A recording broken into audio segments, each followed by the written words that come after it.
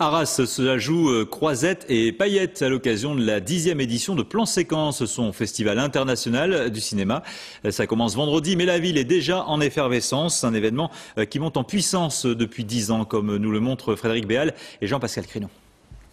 Dans quelques jours, le tapis rouge sera posé sur ses pavés.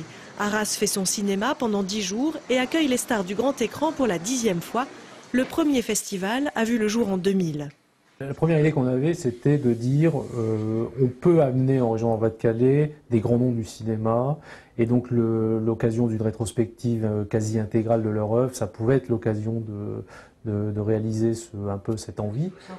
Budget à l'époque, l'équivalent de 10 000 €, un réalisateur et 3 jours de cinéma non-stop.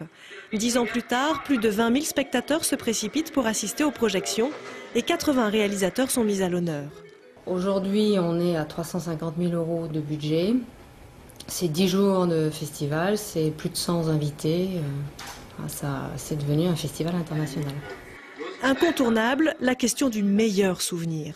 Pour beaucoup de spectateurs, c'est la leçon de cinéma d'Arthur Penn. Moi, c'est mon pire cauchemar. En même temps, c'était formidable parce qu'on a eu des petits problèmes, des petits soucis de son, et en même temps, ça s'est super bien passé. Et je dirais que le grand moment, c'est quand Arthur Penn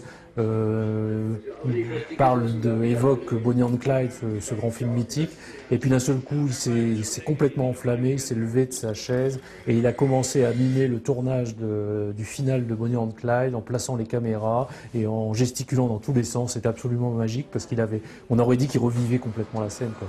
Le festival a grandi, il a trouvé sa place au niveau européen et il n'a pas l'intention de s'arrêter en si bon chemin. Un festival, c'est du rêve, c'est de la magie, c'est de la rencontre avec des créateurs, mais c'est aussi vendre des films, les montrer pour la première fois, et pourquoi pas à l'avenir créer un marché du film. C'est peut-être ça aussi notre ambition pour le Festival d'Arras. Soirée d'ouverture vendredi, 2 invités de marque fouleront le tapis rouge, Tony Gatliff et Marc Lavoine pour le film Liberté.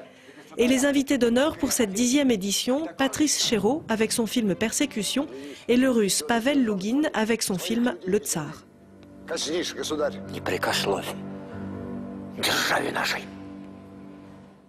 Et cinéma